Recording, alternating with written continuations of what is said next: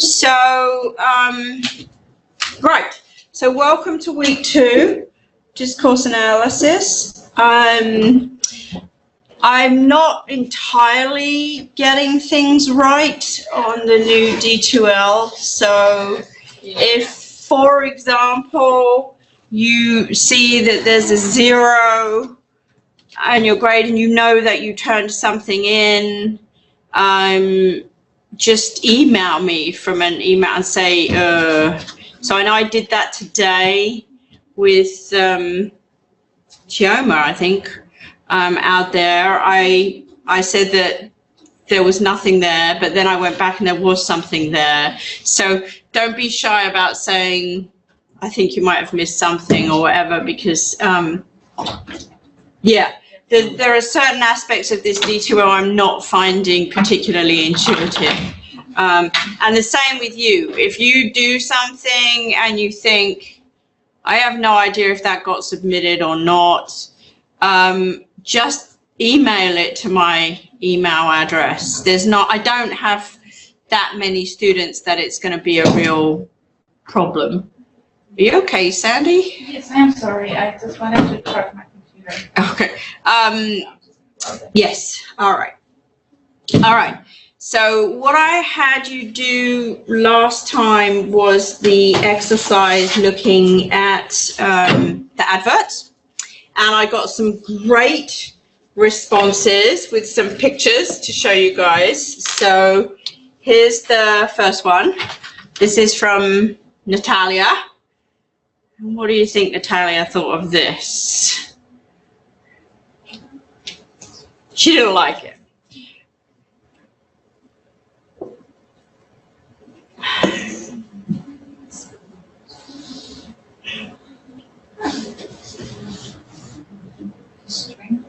Do you get the ad? Oh, it's like that's the stuff you use to weight lift, right? Yeah. So yeah, to stop. So it's to sort of combine the teeth and because she thought it was weird, and kind of the woman's face made her not look particularly attractive. I don't know, but I mean, I guess it is a little strange. Here's another one. This is from Francesca. This is very strange. This is a 4-carat stone from Mount Helena. So in May 1980, Mount St. Helens erupted, and from that chaos came the Spirit Lake Helenite ring, which is a metal strap. So famous volcano has strange effect on women. She thought was a rather bizarre thing to, and I agree. This is from Matthew. This is very strange.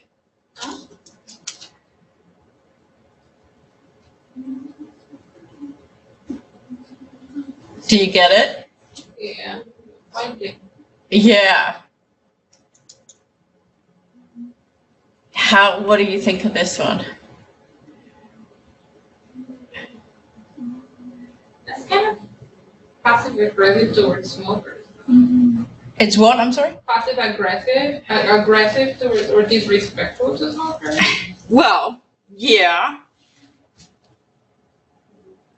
I actually am sort of quite grossed out by the whole thing. Like a woman with a black eye, and seems a bit. I mean, I know it's like a fake black eye, but I don't know. To me, that doesn't scream, oh, let me go buy those cigarettes. I don't know. Here's one from Abigail. Do you see what the ad is for? OkCupid, the dating site? Yeah, it's for the dating site OkCupid. And do you see what's the connection between one side and the other side?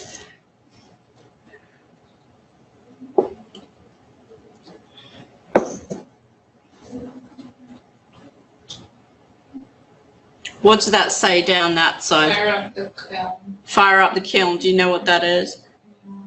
A kiln is the place where you make pottery.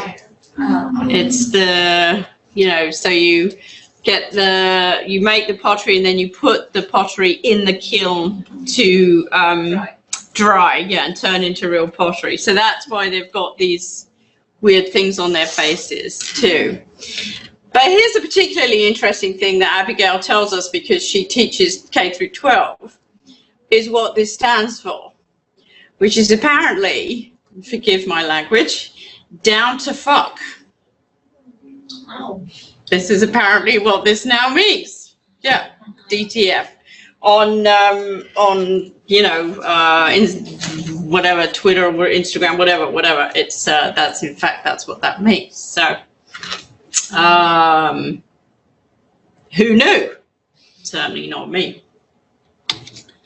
Okay, Chioma sent us this for a particular kind of cookie from Turkey. So let's see if we can hear this.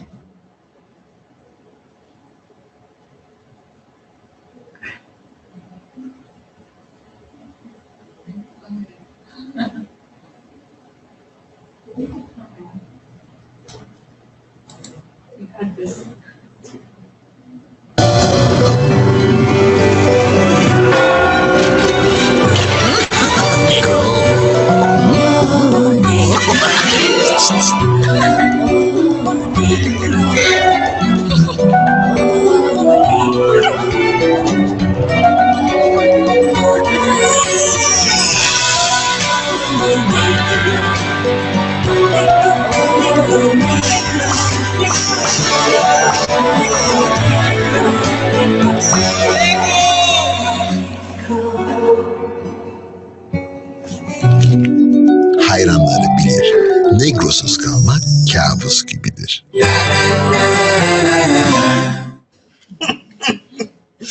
So what did you think of that? Why couldn't you have that in this country? Because of the word neighbor. Yeah, that's absolutely right. If I do this, is it gonna? Yeah. Okay, great. Nana, why did you choose this one, Nana? It's just, I actually end up finding like 10 of these things related to women and cigarettes for some reason. And all of them were just so demeaning, and just in few words, you could tell how, I cannot say how the company itself, but how some people use women in that. So. Right. Shameful. Yes. So the best ones are thin and rich. There's an even worse one Nana found for us. Oh. So that was a long time ago, right? Yeah. That Nico time. Yeah, and she had plenty of others. Those were the two Jade, tell us about this one. This one was like sort of super sexist because they want to, like, they use some sort of like word paradox that they suppose that they think actually that women should be pretty and then like, sexy and like gentle, and like being a reporter is a very tough job for them. And as a woman, that you are like sexy and gentle and you're able to do the job that is supposed to be done by men, it's a paradox. So. Right there. She's a paradox. Yeah. Nice girl in a tough business who does the job with great style. Yeah, that's a special one. Mimi. This one stood out for me because it came from a gym, a place where people pay to lose weight. Yeah. For that to be okay, this is no shape for a girl. Yeah. That's Yeah. all kinds of wrong. Body shaming, as you said. Yeah. Yeah. That's me too. I thought that, and that's a current ad, right? Yeah, that surprises me. Because it is shaming. Its idea is to be shaming. And it is sexist too. Yes. Yes. For a person. Yes. Well, you know, this actually is a what am I trying to say? A thing that we use in England. It's a phrase that we use in England, going pear-shaped, which means something is going wrong. Oh. Yeah. So, so you're like, oh no, everything went pear-shaped. We couldn't find the train. We couldn't da-da-da. And I've used it all my life, of course, because it's from London. And it wasn't until I was quite older that I realized, oh, this is a huge insult, this expression. You know, it comes directly from this. And I still struggle not to use it because I've used it all my life, even though now I know exactly where it comes from. Yeah. Yeah, so that was an interesting one. All right. So thank you, everybody out there, for all your lovely pictures, and everybody in here. And I think we did a good job of really looking at that particular genre. So let's do a bit of review while we're here in the classroom. What would you say if I said to you, what is discourse analysis? What would you say to me?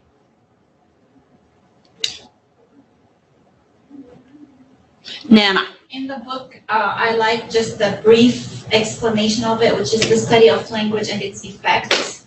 Kind of summarizes what we talked about last time, the actual instances when we communicate and how we analyze them in context. I like that too. I think that's really nice. So the actual language is in its effects.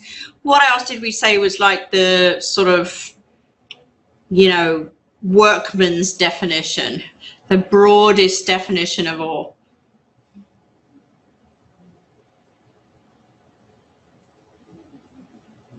Does anyone remember? What's the sort of skeletal analysis, the thing that all discourse has in common?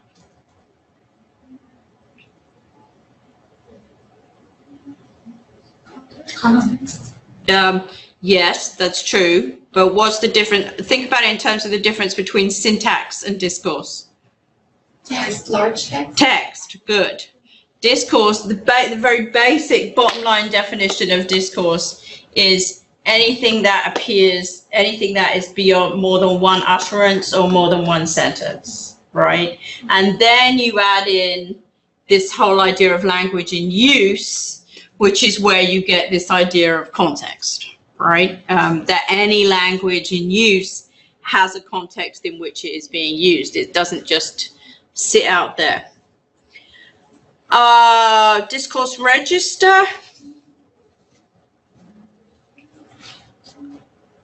Specific genre? Yeah, good. It's like a genre. Yeah, it's what you're in control of in terms of spoken or written discourse. So a typical one might be what? Like a conversation between doctor and patient. Good, good. So a spoken discourse genre like medical discourse, good. Written discourse, right? Academic register, academic genre. What you're in. Like email. Yeah, email. In fact, we're going to look at email on this week. Good. And so each of these registers we can take and look at independently. So medical is a good one because most recently some of the big medical schools actually require their pre-med students to take courses in how to talk to patients, essentially. Yeah. Agree. Yeah, they require them to learn something about communication skills, or what we traditionally might call a bedside manner. And one of the reasons they've done that is because they've found that a lot of analysis, linguistic analysis, has shown how miserable communication between doctors and patients most often is. You know, that doctors ask questions and patients answer, and then doctors walk away and patients have either no idea what's going on, or no chance to ask their questions, or there's no forum within the conversation. So they're now actually making students take these required courses to learn how to communicate. Good. What do we mean by conventions or norms? Discourse conventions or discourse norms?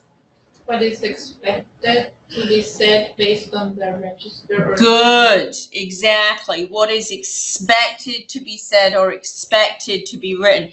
And why don't we want to call those rules? That's it. Oh. Good.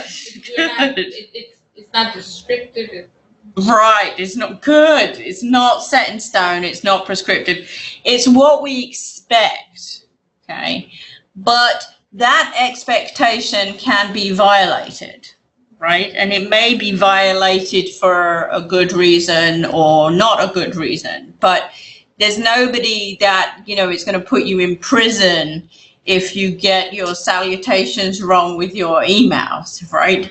There's a norm, a convention that I expect if you're going to write me an email, where I expect some kind of salutation, some kind of greeting, and it may have repercussions for you or me if we don't follow those expectations or norms, but they're not rules in that sense. Good. And why do we focus on language and use? You sort of already answered this question, but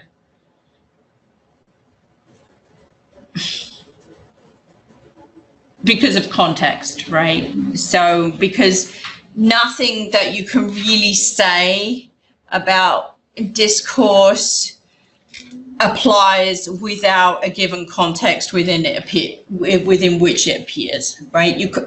It's difficult to say anything meaningful about text, spoken or written text, if you try and take it away from the context in which it appears, right? Good. Okay, excellent. So today, what we're going to look at, we were talking about this, Nana and Jade and I'm dithering as to how much I like this book.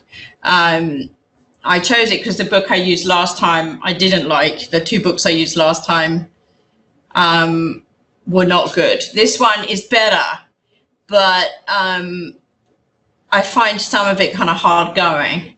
So anyway, what I've done is pulled out what I think are the key points that you want to get out of this in terms of discourse analysis in general. And then if you want to ask me any specific questions about something that comes up in the chapter that we don't explicitly address in the PowerPoint, please just let me know, either by virtual office or on your discussion thread or right here inside the classroom, okay? So the key issue that I'm taking out of the second part of chapter 1 is you get what you look for, okay? So discourse not only has a context, but also it depends on how you look at it and what you look at, what you'll find inside it, right? So she writes, and she's absolutely correct, every choice about what counts as text for analysis is a choice about not only what to include, but also what to exclude, right?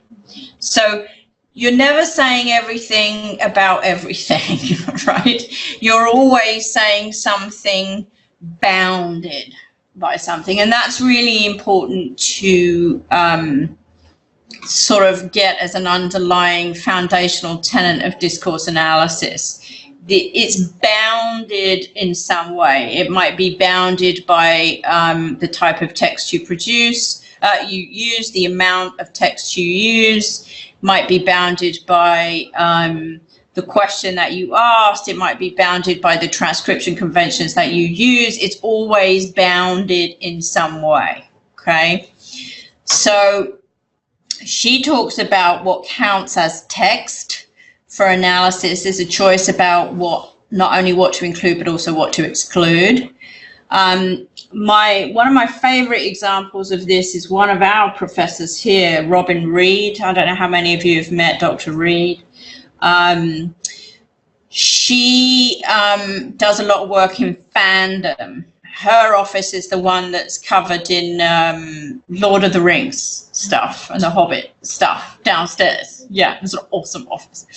And so she does a lot of stuff in fandom. And one of the things that she was interested or has looked at has been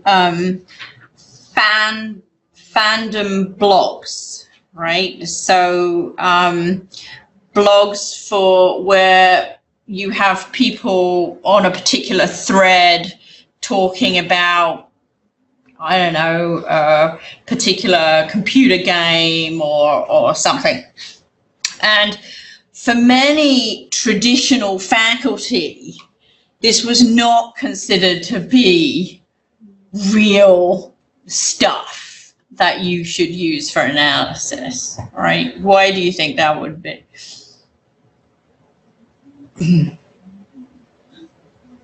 Because of its informal Good. language use will not be probably, like when we write something, we have to proofread it, we have to make sure that it's free of Right. There are people who express themselves freely, maybe using the emojis. Emojis, good. It's ephemeral. You can't necessarily, once a thread goes through, if you don't save the thread is gone. It is pretty much the exact opposite of what a traditional analysis of literature, right, you would expect to have. So she had to fight for her right to, publish and present on this kind of material. And she did a great job. So, that's a very typical example, a prototypical example of what you say counts as text, what do I say counts as text, what do we decide as a society counts, as text. The same applies for transcription conventions, right? So here the real issue obviously is spoken discourse, not written discourse. But in spoken discourse, lots of things are happening, right, that are not in an orthographic transcription. What do I mean by an orthographic transcription? Written. Yeah, written, literally the words, just literally the words written out. Yeah. So that's an orthographic transcription. What else is going on in spoken discourse in addition to what you can write in an orthographic transcript? Like paralinguistic. Okay, good. You've got paralinguistics. So everything I'm doing that's not, faffing around and eye contact and moving my legs around and hitting buttons and, blah, blah, blah. Paralinguistic stuff, eye gaze, smiling, all that good stuff. What else? Features, Such as? choices, prominence. Good, so intonation, but also IPA work, right? What kinds of, where I'm connecting speech, things like, right? how many times I go, right? How many times I pause, whether it's a filled pause, an unfilled pause. All these things matter. Things like paralinguistic things like indrawn breath, right? Or laughter. All of these things have, as you are watching me and you are listening to this as a communicative event, you are putting all that information together, okay, as a single communicative message, right? So if you don't transcribe for one or more of those things, you're not going to see one or more of those things. So that doesn't mean, though, that they're not there and they're not doing something important, okay? It just means you didn't transcribe for them, okay? How do you decide what to include and what not to include? Depending on what you want to analyze. Good. What's your question?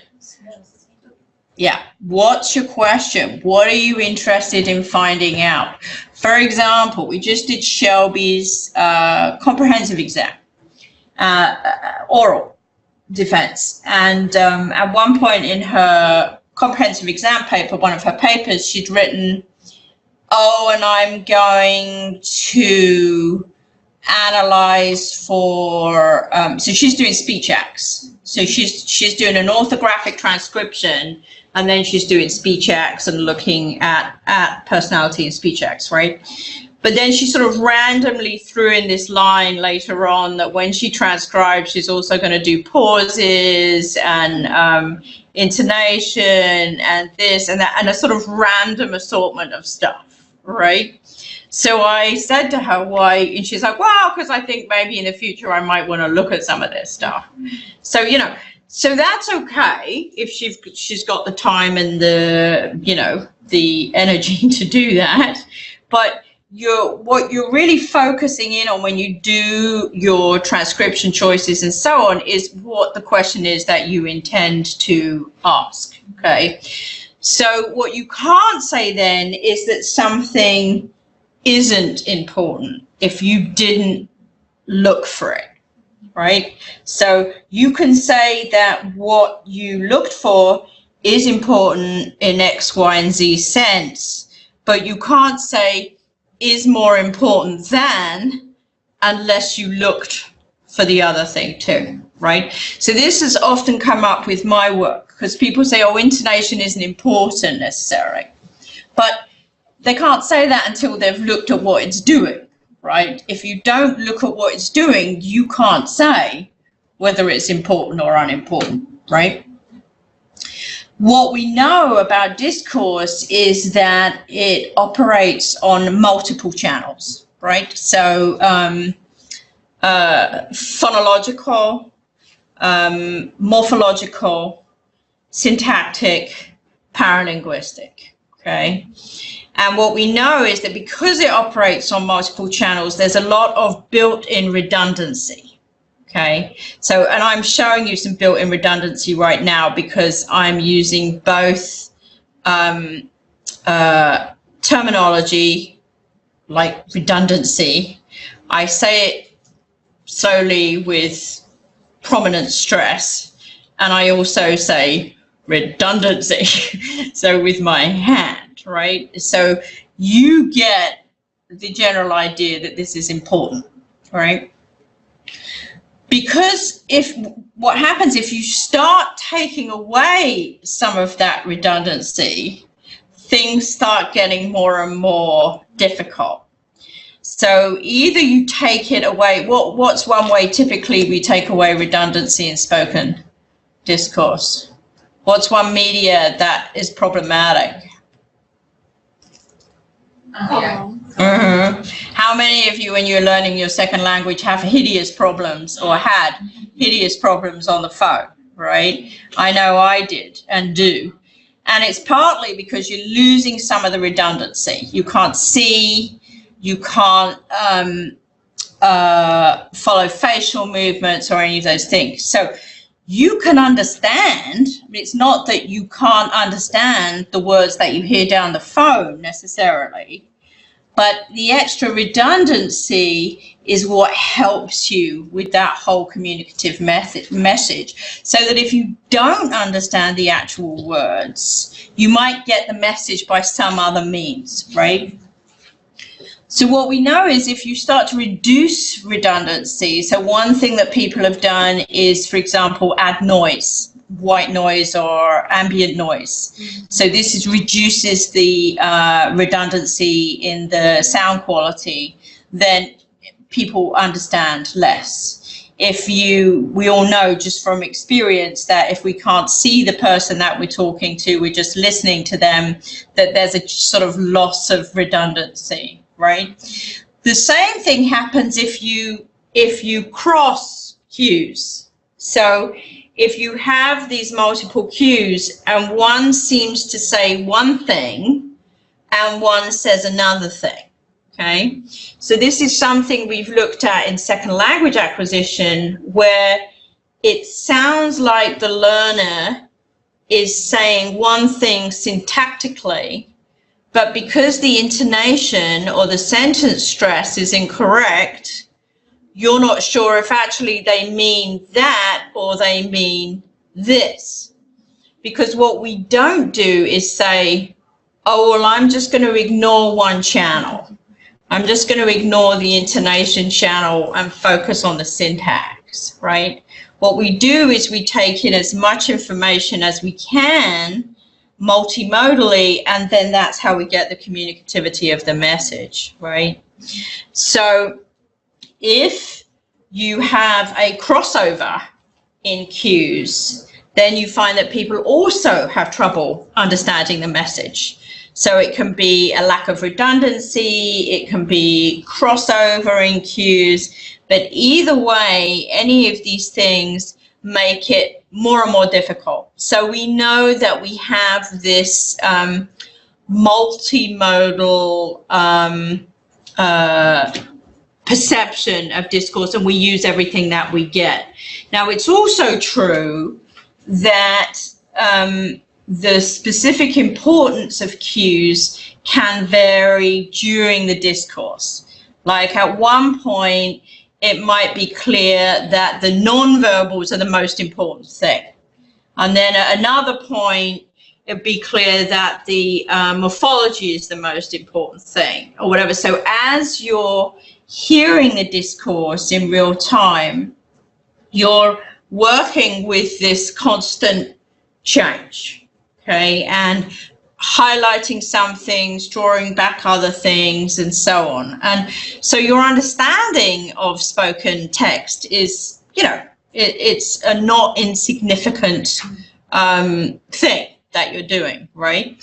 Why, from that basis, is it easier to work with written text? Because it's there. Because it's there. So what does that mean if it's there? Paralinguistic features are not. Okay, for a start, you can abandon that whole thing. What else? It's not ephemeral. Good. It's not ephemeral. You can go back. You can read it, and then you can go back and reread it. Whereas in spoken discourse, it comes and it goes, right? So if you miss it or you think you miss it, if you're still processing something that you couldn't process properly, you're now missing everything that's coming up now, right? This is a very common perception among undergraduates with international teaching assistants. The teaching assistants I've worked with in chemistry and engineering and so on, they don't know how to say it, but what they're saying is, I'm trying so hard to understand what he or she just said, what the meaning of it was, that I'm missing everything that's coming up, you know, the next. So before I know it, I'm behind. And I'm also really annoyed, right, that I'm behind. And this is something that Miriam Eisenstein has called listener irritation. She says it's a combination of a cognitive problem and an emotional reaction to that cognitive problem. And at some point, the brain just says, enough, you know, and the student starts sort of, you know, reading the campus newspaper or doing their email and just says, forget about it. I'll go see the you know, the other RA or TA or something and find out what's going on. So the other thing is, in any discourse analysis, nothing is theory neutral or independent, okay? So you make a range, the analyst makes a whole range of decisions about what they're going to accept as text, what they're going to accept as systematic within that text. So we can give an example from writing and an example from speaking. An example from writing would be, for example, Doug Biber has done a lot of work with the use of modal verbs, and what kinds of modal verbs appear in what places. Well, the first thing you have to do is systematize what the categories that you're going to put your modal verbs in, right? So you have to make a decision that if such and such a modal verb appears, it is this kind and it belongs in this category. And systematically, every time you find that one, it goes in that category. And then all the modal verbs or whatever linguistic feature appeared that you're looking at appears has to fit into one of those categories, right? So we all know that language wasn't built in categories. So there has to be a systematic way in which you're creating those categories and you're doing that analysis. And the one time that I tried to work with some adjectives, I think, and doing them, I was having all kinds of trouble trying to decide whether they belonged in this category or that category, or, you know. So when you do the final analysis, you say speakers use more adjectives that are X than Y. That presupposes that you've already categorized your X and Y. They didn't come like that from God, right? They just came, just in the language structure, right, in the language system. So you have now imposed a certain structure on top of that language feature that you're now, if it's a good one, then you shouldn't have a lot of extraneous data, right? But if it's not a good one, then, and you're forcing things in to places that they shouldn't fit, then that's not a good analysis, right? And the same with intonation, for example. What I do, I use a very particular model, David Brazel's model. So I am looking for very particular features. When I look at a fundamental frequency line of a tone unit, I divide it a certain way, theoretically, right? So, because of course you have to make the decision that you're going to systematize it in one way or another. So again, the choice of what system you use in discourse analysis doesn't depend on a tablet from God, right? What does it depend on? I mean, how might you? You as the reader. Well, okay, so you make a choice. What might guide that choice? Previous research, what frameworks they use. Okay, you might have looked, as you should, very carefully at previous research and said, okay, a bunch of people have done this. This seems to be the most productive framework within which to look at it, so I will use that also. What else? The question that you're trying to answer, right, might presuppose a certain framework. Yep. What else? As you said, the model that you're actually trying to use for coding. Right, that's what we're talking about. Yeah, the frameworks. It can be something as simple as, I'm real familiar with this one, right? I was in Lucy's phonology class and she taught me Brazel's book because that's what her book does. So, you know, so I'm using that one. It works for me. I know how it works, you know, that's fine, okay? If you're in somebody else's class using somebody else's thing, you might be more comfortable doing something else. So right? you just state this is for the choice of this research, this is what is going to be used here. Well, there has to be, I mean, it still has to be something that makes sense, obviously. It can't just be, you know, I'm doing it because I want to, you know, because it's the one, the only one I know. So I'm going to make it fit the question that I'm asking. But in my case, I was doing classroom discourse analysis, and the only person who'd done intonation classroom discourse analysis prior to that were people working with David Brazel's model. So, you know, I either went ahead and reinvented the wheel and picked something else, or I said, let's see if this works as well as other people say it does. In my experience, it did. I didn't have to force data. I didn't have to, you know, nothing made me horrified by my choices, right? So, so there can be a range of reasons why, but all those reasons should sort of align into something meaningful. The most important thing is you get what you look for. You know, you can't do a theory neutral kind of analysis. You're always taking on a certain set of underlying issues. Okay, so on what basis, said Sandy, one of them certainly is what's the question that you want to answer. So discourse analysis is a fairly new field, but not so new that we don't have enough background in other people's work to see what looks like it's been the most productive.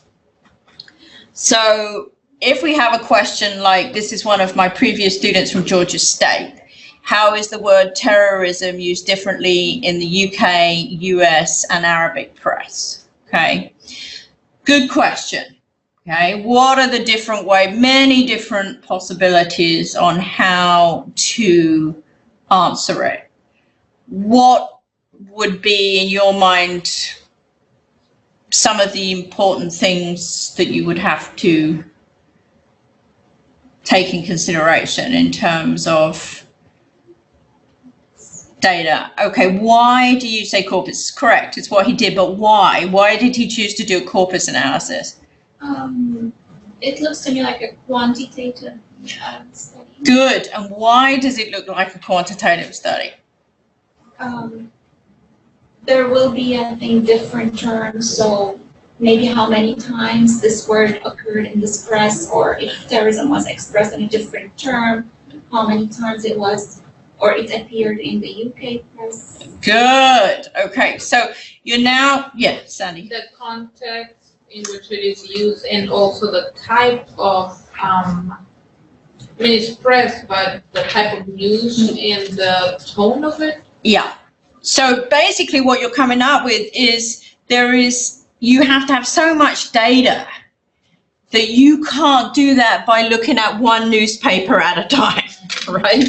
You need to have, in order to make a meaningful conclusion about this question, you're going to have a lot of data on that question. So you either spend sort of 10 years going through one newspaper after the other, highlighting every time you see the word terrorism or terrorist, or you use a method that allows you to do millions of words, you know, in a much, so that's what he did.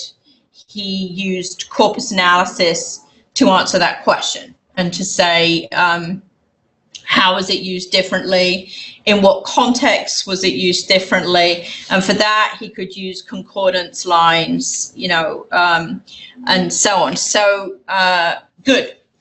How do native and non-native patterns of intonation differ? Could you use a corpus for that? It would be difficult. Why would it be difficult? Because what? Well, you could use a corpus if you could find one. It would be difficult because it would be really hard to find one. Okay, there are a bunch of spoken corpora, but virtually none of them are of the quality that would allow you to do that kind of analysis. So you're looking at collecting your own data, right, basically. So if you're collecting your own data, you're now constrained, right, by constraints such as Actually, just recording the conversation between native and non-native speakers. good, yeah. And you have to provide a specific transcription which reflects the intonation patterns. Good, And you have to actually follow a specific method of transcription. good, yeah. So the first one I ever did, I literally did 2 people. I did one Chinese math professor and one American math professor.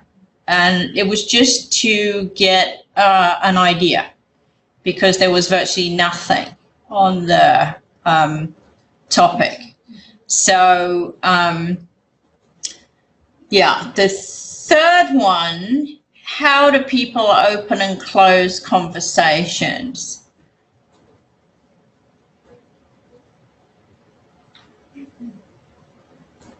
So spoken discourse. Yeah, so it's spoken discourse. First of all, you want spoken discourse. And you have to actually consider what kind of genre you're going to focus on. Okay. What kind of media. Well, conversations is what Like, you're is focusing. it the media? Like, is it going to be a telephone conversation? Okay, good. That's very good. Yeah, is it going to be telephone conversations? Is it going to be, in Hungary, there was 2, I don't know if there still is, but there was 2 different words for hello not on the phone and hello on the phone. Yeah. Mm-hmm. One was vison la tâche and the other one was vison la something else, close but different. Yeah, from face to face. Good. If you decide to do face-to-face, you're going to have to consider the linguistic features in relation to Okay. Where could you get data from? Would you have to collect all this data? Hmm? You would? Oh, you could use a corpus. Yeah. Yeah. That's Right. If you decided, for example, you were just going to use orthographic transcription, you could use virtually anything, right? Virtually any, you could even use yourself and go around opening and closing conversations, right, left and center, and watching what other people are doing, right? Like Nancy Bell did with her discourse analysis of jokes, right, of failed humor. She went around telling really bad jokes. And then she took note of what it was that people did when the humor failed, right? So there would be, you could either do a big one or a little one on that one, right? Depending upon what the focus of your, if the focus of your question was really everything that Mimi was saying, the sort of paralinguistic and everything else, then that would close down the amount. But if your focus was not multimodal, then you could get a ton of data, right? So, yeah. Most importantly, at the bottom line is what's the question that you're trying to answer, okay? And all that question pushes what is your data and how is it bounded, okay? And it has to be bounded in some way, right?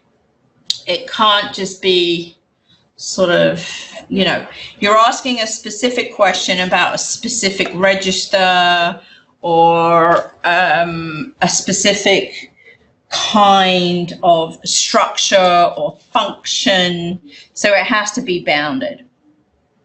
So traditional bounded data are traditional written, prototypical written text. So that's typical traditional bounded data. So it will be books, newspaper articles, and so on, right? The newspapers that my student picked in to do the terrorism thing, right? He picked a handful of newspapers from each of the, and he had a systematic way of picking those newspapers, and that's a very bounded kind of study. No one's going to say, oh, well, why didn't you also look at the TV news? Because that's not, we then start sort of getting into unbounded, his bounded study was what happens to it in newspapers, right?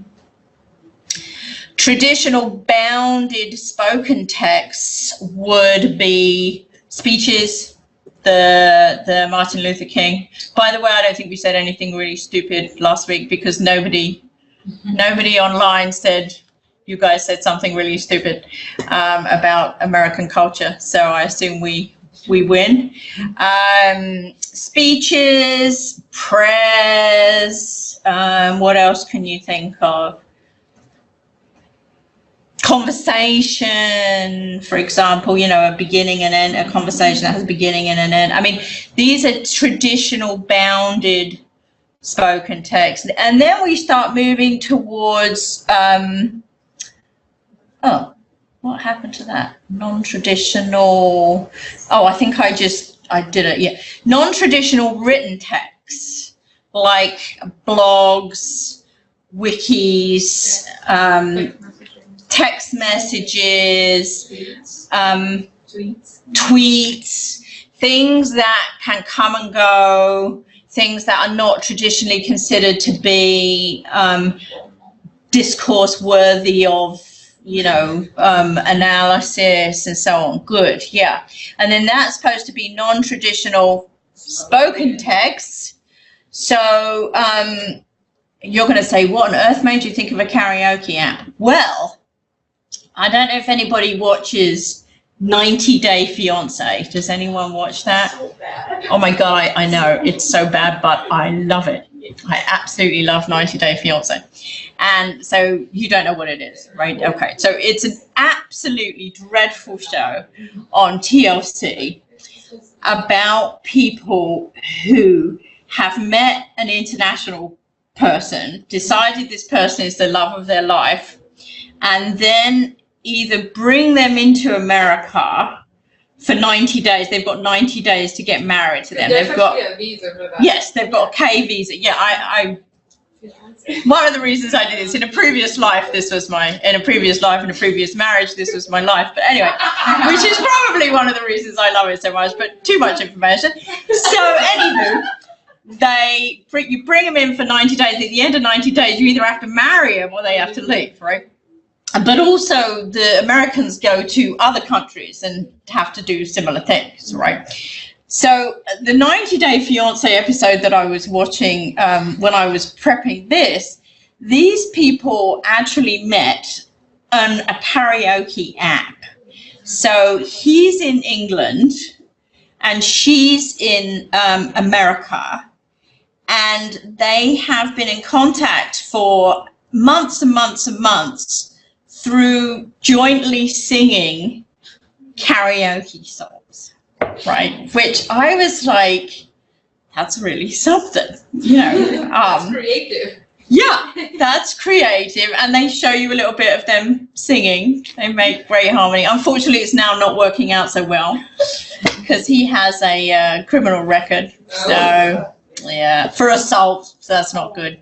Yeah. So, anywho. So that, for example, would be a very non-traditional kind of spoken register. How do people get together from hundreds of thousands of miles away? What do they say? How do they? Another one of those couples, she's from Brazil and he's from America, and their entire conversation is through translation apps. Oh, yeah. boy. So you literally sit there watching them put something in, and then he moves the phone over to her and it comes out in Portuguese. And then she does something and moves the phone over to him and it comes out in English. And it's like, whoa. So, yeah.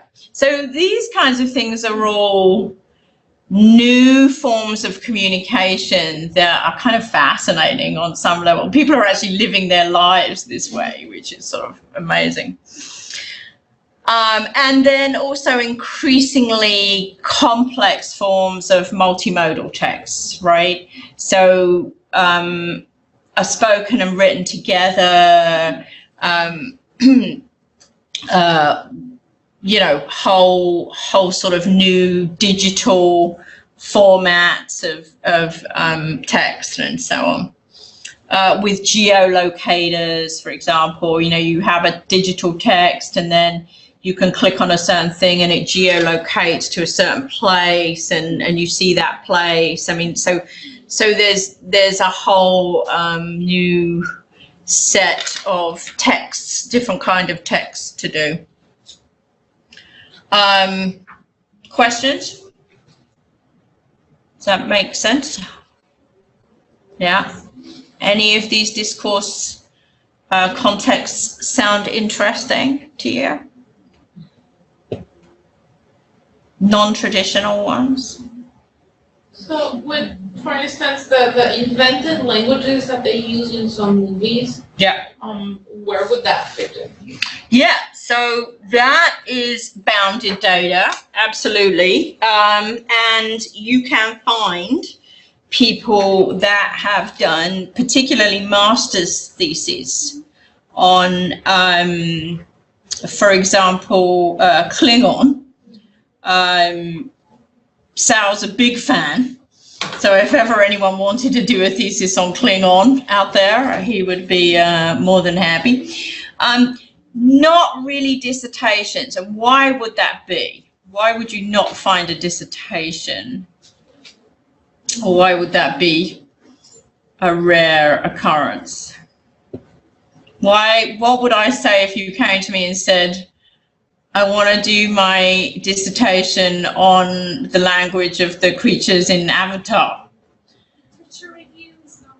Well, right, yeah, but what else would I say? Who do you think is going to hire you is what I would say. Yeah, I mean, you know, there's a... Yeah. There's a sort of, I don't know if I told you this, but I think I might have told some of you, I had a colleague in Florida who was a Wiccan, which is a witch, the witch culture here. And she was bound and determined to do her dissertation on Wiccan language and culture. So not unlike Avatar or whatever, but, and she did, but, you know, she never got a job. So, you know, yes, you can do that, but, and I would say it would be a lot of fun to do as a paper or whatever, but don't ask me to do your dissertation on that. Any other? Okay. All right. And the next one is, what is your research design? Qualitative or quantitative? We've looked back through, if we look back through what we just did, you know, what's my question? How is my data bounded? We get the answer to those kinds of questions. So, for example, qualitatively, if you're going to do CA, conversation analysis, where you're literally doing a sequence of single moves within turns and between turns, you might end up with just one long conversation, right? Because you're assuming that the system that you're looking at, the conversational system, applies across the board. So you don't have to have a million conversations to see the system. What happens is people in CA do much smaller pieces of data, and then you aggregate the data, right? As a field, you aggregate the data to see if it's all making sense. Quantitative, the most sort of hardcore quantitative is in fact corpus work. And at this point, we have so many corpora to choose from that if your question matches a corpus question, then there's absolutely no reason for you to go around collecting a ton of new data. It's just not necessary, right? Because we have these massive corpora. Now, as I said earlier, I can't do that because the quality of spoken corpora does not usually allow me to do a speech analysis of the intonation, because in order to do a speech analysis, you have to have very high quality speech data. So if there's a lot of ambient noise or banging around or interruptions, that you can't distinguish that from the intonation itself. So for my particular questions, I usually have to record stuff. I mean, I can try and record it in a way that's as ecologically valid as possible, but I usually have to, like, I don't necessarily do it in a lab. In fact, I don't do it in a lab, but I do have to sort of put some effort in to collecting the data. But if you are going to ask, there's a whole host of questions you can ask, one of which you're going to do for your first discourse assignment, actually, where you can just use what's in a corpus, okay? And you can say, my data analysis is bounded by this corpus, which means depending upon the corpus, it's bounded by certain things. Like for your first data analysis, which we'll talk about in a sec, you're going to use an email corpus. So you're going to use a workplace email corpus. So your data is bounded in that way. Or mixed method approaches, which is basically a bit of both, as you might imagine. And then those of us that were in qualitative, do you remember the different ways that you can do that? You can either do basically focus more on qualitative and then add quantitative. Right, so you can either sequence it so that you do qualitative and then, quantitative and then sequence in some qualitative, or you can try and smudge them together, but these are more sort of hardcore designs, right? When your question is more complex that you're after. Okay, what I said earlier about Shelby's work. What is your transcription method? Because your transcription method is going to give you some information and take away other information, right? So there are two possible, I mean, there are more than two, but two largely used transcription methods for transcribing intonation in discourse. One is called TOBE, tone and break indices, which is based on an autosegmental metrical model of intonation. And one is the one I use, which is Brazel's model. Now, if you take the same piece of text and you transcribe something simultaneously, it will give you some things together, and then this model will give you other things, and this model will give you other things, okay? So obviously you have to decide what are the other things that you're interested in, right? So in that particular case, one of the big differences between the models is that autosegmental metrical looks at virtually every syllable and makes, you can track a fundamental frequency line, so the pitch of speech, almost from syllable to syllable. Whereas my one doesn't. My one picks out important prominent points and counts those, okay? Now, why would you? Well, for this one, the reason that she built it that way is because her primary interest is in developing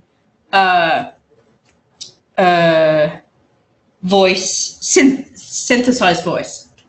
So because her primary interest is developing synthesized voice, she wants something that sounds as natural as possible over the entire intonation curve, right? She's trying to make it sound, so she needs all these little data points, right? That's not what I'm trying to do. I'm trying to compare how native speakers perceive native speaker intonation and perceive non-native speaker information. So I'm looking actually a much broader canvas, okay? So again, if it's spoken, for example, what linguistic or paralinguistic features count? One thing that might be clear, and I think this may also be my bias, so if people want to argue with me about this, I'm prepared to listen. To me, whenever I do, it always seems to me that doing spoken is way more difficult than doing written, because there's so many more things you have to think about, and thus there is a lot less discourse analysis on spoken than there is on written. Yeah, I mean, not that written discourse isn't important. It is, and your first exercise will be based on written discourse, your second on spoken discourse. But if you really want to work with spoken discourse, because the channel is so multimodal, you have to make a lot of decisions. All right, and then lastly,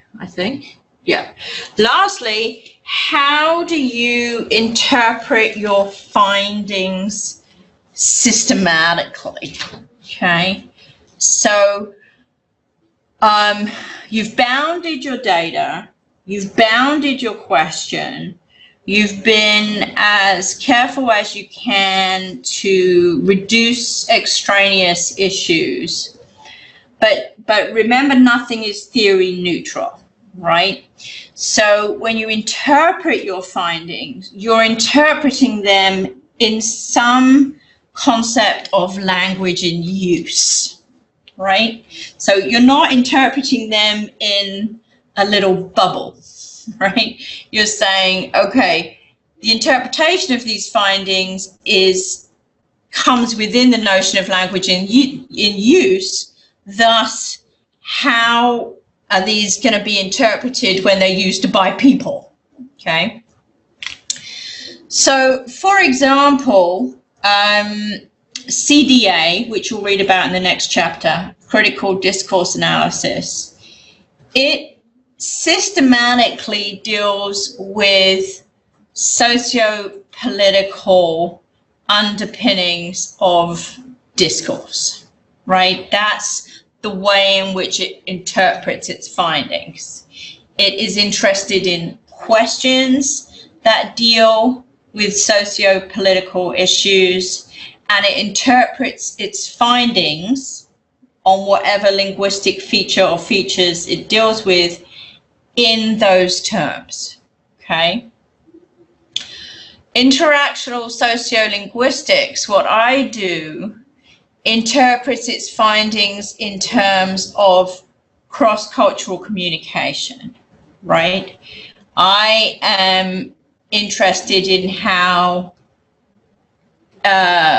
one group may interpret these cues, conventions, norms held by another group and vice versa, right? That's the, I mean, I might talk about the fact that there's a linguistic penalty in cross-cultural communication, but my focus is not on CDA, okay? CA, conversation analysis, hardcore conversation, straight up and down conversation analysis, is not interested in anything other than the structure of conversation. So it has no interest in whether I am an Indian person talking to a British person, okay? That is not that is extraneous information for a CA analysis, okay? So it depends on, again, you'll find what you look for. So it depends on the theory or the model under which you interpret your findings, okay? So if we go back, that's why I said the key issue is you get what you look for, right? And you should always be aware of that. So you should have your ducks in a row because you should know what it is you're interested in looking for, okay? Now, where we're going to start is very basic description because we haven't looked yet at CA or at CDA or at interactional sociolinguistics. We're going to start next week.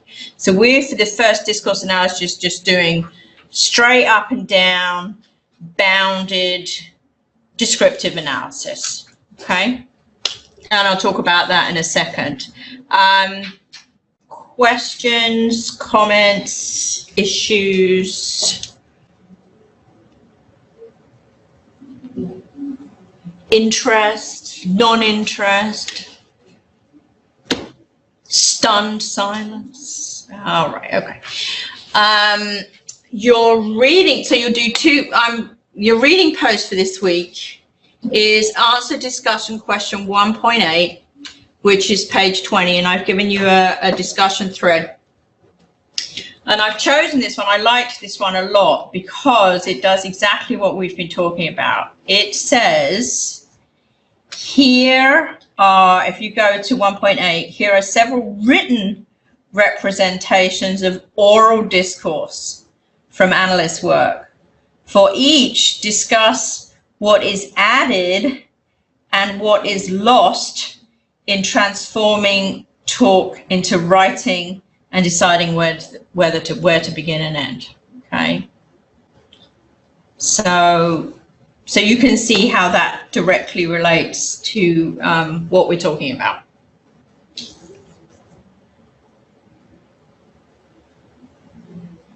Questions about that?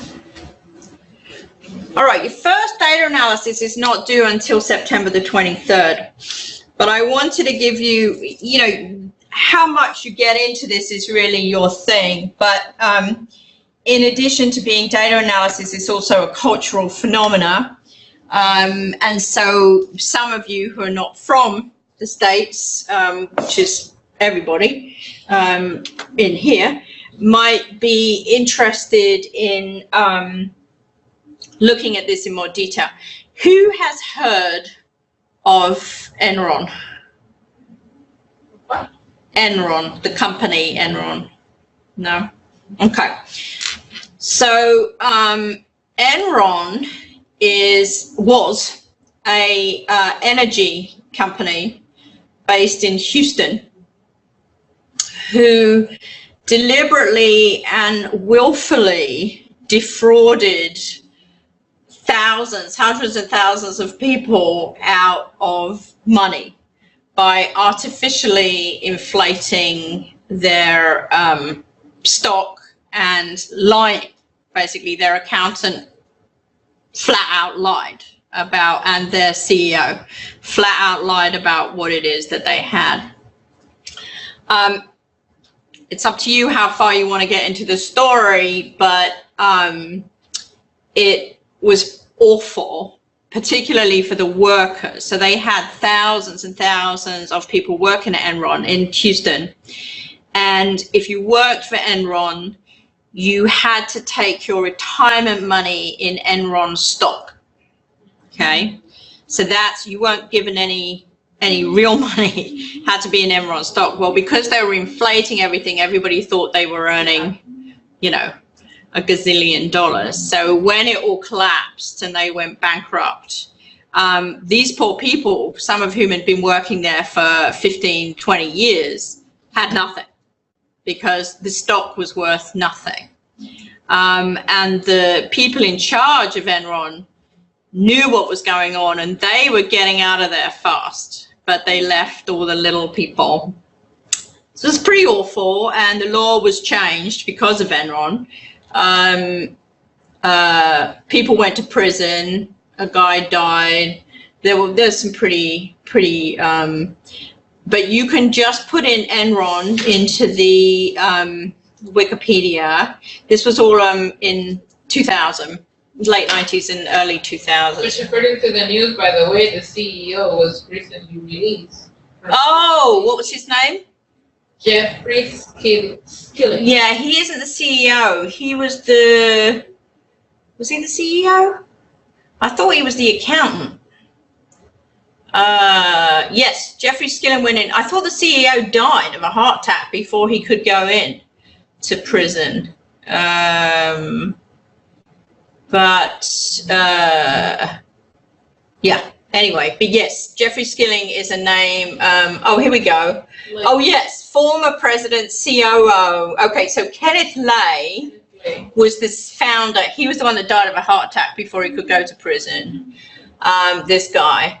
And then this guy is the one, he went to prison.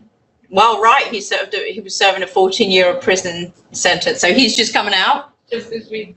Just this week? Came out this week. Well, that would have been great if I'd have pretended I knew that. I thought you did. Andrew Faslow was one of the accountants that also got sent to prison. Anyway, I mean, I did find the whole thing fascinating, but mainly because I was horrified that all these poor people lost everything they had.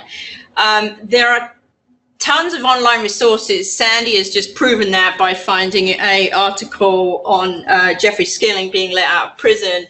There's also a documentary, this Enron, the smartest guys in the room, and a New Yorker article. All these things are kind of interesting if you're interested in familiarizing yourself. There is also a website dedicated to the Enron emails that you are about to use in your discourse analysis. And what you're going to do is look at the corpus of Enron emails. Now, it's interesting because there are two written-based corpora that have really impacted business and business practices and what people think. One of them is the tobacco corpus that was collected in University of Georgia, and that has lots of letters and things that were written backwards and forwards that basically prove that they knew exactly, Philip Morris and everyone knew exactly that they were killing people, and they have been used in court. The other one is this Enron corpus, which is the largest email corpus of workplace email. And what happened was some guy, when it all went to court and it all became public information, some guy bought it all the Enron, and then put it online for people like us to work on. And so now we get it for free. So we can now access all the emails that they have. And if you get lucky, you have to search, but if you get lucky, you can find real beauties, such as the guy who within 10 minutes sends an email to his wife and then sends the exact same email cut and pasted with a different name to his girlfriend. Ooh. Yeah. There's some real beauties in there. If you read some of this extra stuff, you will find some of this information. It's really quite sweet.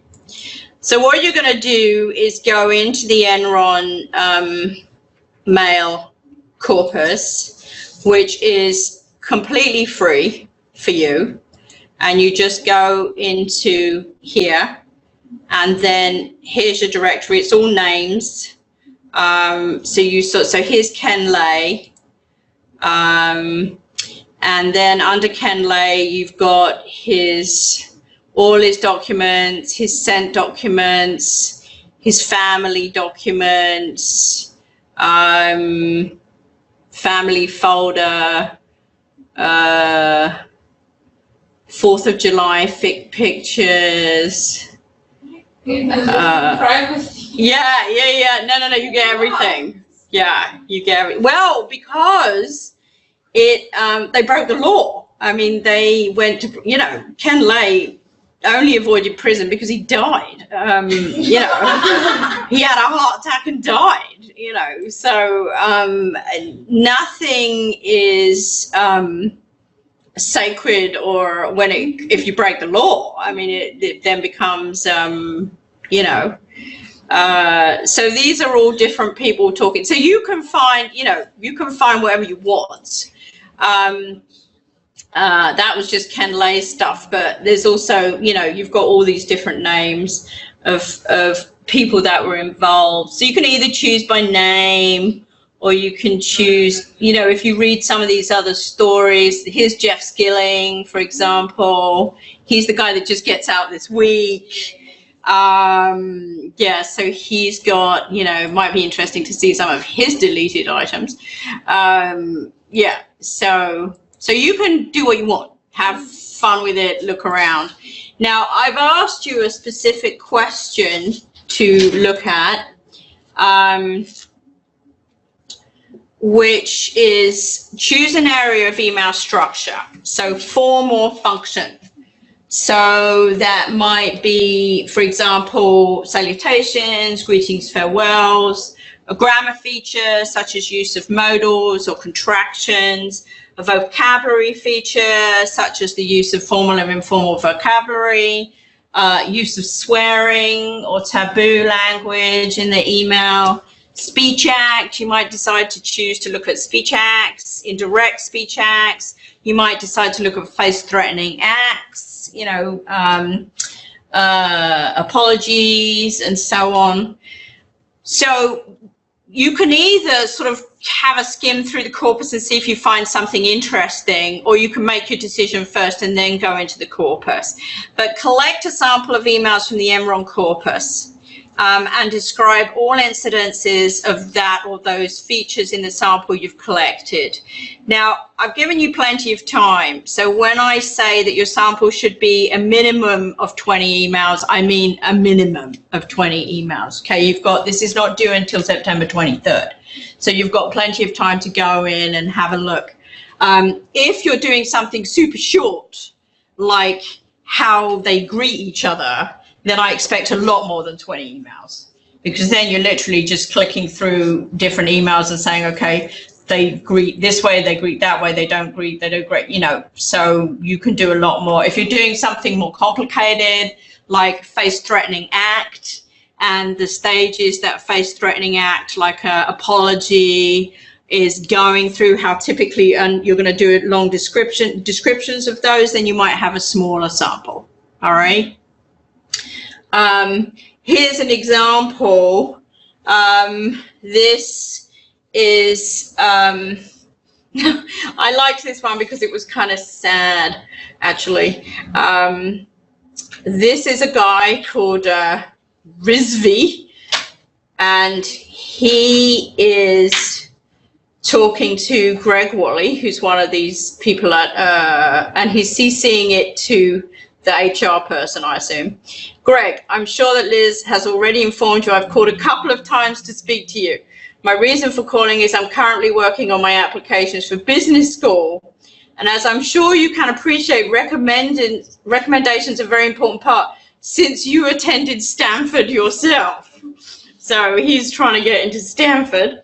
I remember speaking to you about grad school a while back when I was in Houston, and the words, "It's a crapshoot," still stick in my head. That's what you called the application process, and I'll never forget the quote. As I plan to apply, I must definitely see firsthand how true these words are. In any event, I need 3 people with whom I've forged great relationships with my professional and academic careers, who will be able to write me a first-class recommendation. I feel that you will definitely be one of those people. I still hope Enron would open an extensive presence in New York. I'd much rather be there. And then it goes on and on, so they've truncated it. But, and look at the response. I'll try to give you a call tomorrow. Yeah. Seriously? Yeah. So I'm not holding out much hope for this guy and his 100% reference for Stanford.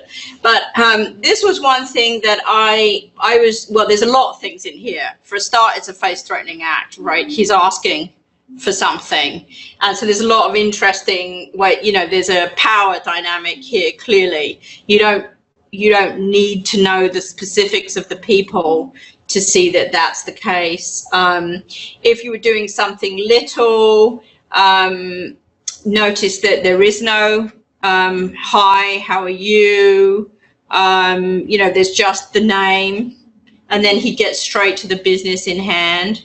And the response, he doesn't even bother to say yes, no, maybe so, right? You don't know the farewell because it's truncated. But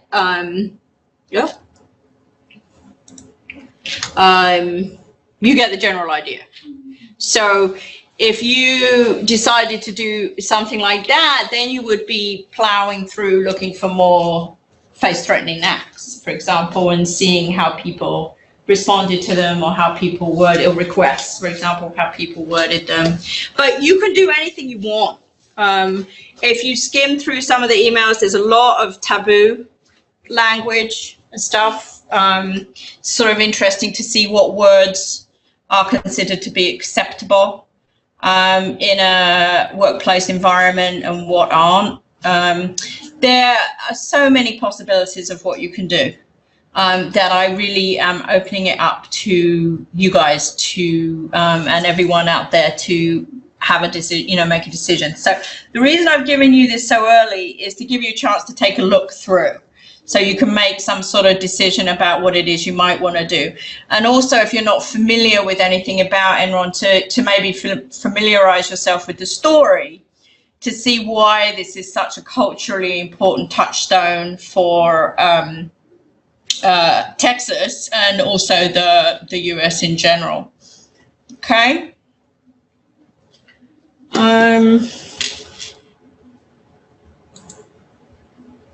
So there's no word limit on what it is that I'm asking you to produce, but your analysis should include your data. Obviously, you can include that in an appendix, just all the emails, copy and paste in all the emails that you use. Discussion of your choice of feature, why you chose that features, why you chose that linguistic feature or features, what your expectations were to what you find.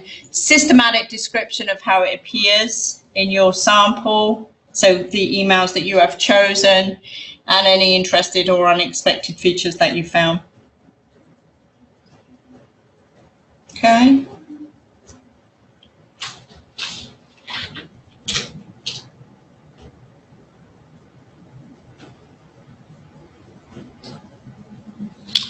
Questions, because if you have a question in here, undoubtedly somebody is thinking that out there.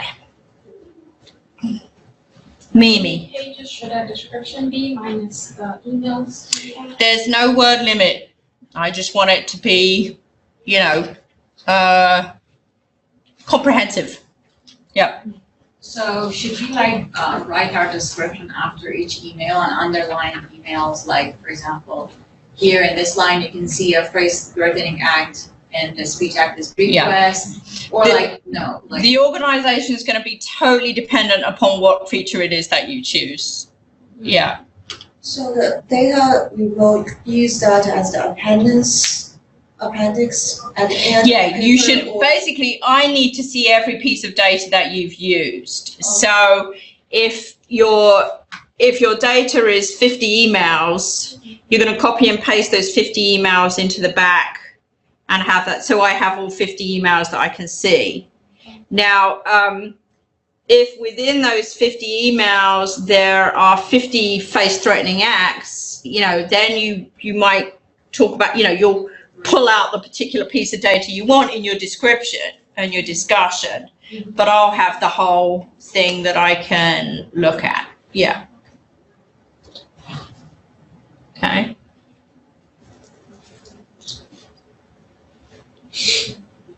Now, there's no requirement to use extra material, but if, for example, you're looking at requests, I keep saying that, I don't know, feel free not to look at requests. I think it's because we were just talking about it today in the lab. If you see something systematic and you're interested in, has anybody else noticed this, or is this something in that's, you know, then feel free to use external sources, but you don't have to. Or if you're doing modals, for example, or swear words, and you're interested in if somebody else has said something about swear words in the workplace, in workplace emails, feel free to Google Scholar it and see if there's anything out there and include that in your discussion. It's not mandatory. Have fun with it. The more fun you have with it, the better. Yeah. The more you sort of work with it, the better it is. Yeah. Try not to get started on it 24 or 48 hours before the deadline. That will be the kiss of death to your interesting analysis.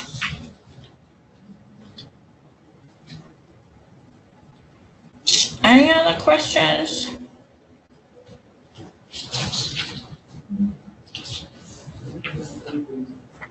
Okay. Well, if there's no other questions or comments, we are done. Thanks very much. I will see you next week. One more question. Yeah. For the data, do we need to include the original one? Because some email is like the response to others, and do we need to include all the information or just those pieces? Yeah, well, it depends on what you're looking for. Okay. Yeah. So much of this, Rosie, depends on what the question is, you know, what it is that you're doing, Okay. you know. So if you're doing modal verbs or something, you might just need you know, that one little section, you know. You'll include the email in the 50 emails, but the 50 emails, for example, when I say that, I'm literally talking about each of these emails comes up as an email, if you see what I mean. So if you used, so for example, this one, if you had used this one, this is the whole thing that comes up under the tree, Yeah. so that would be your whole email. Okay. Now, you might be just looking at greeting, for example.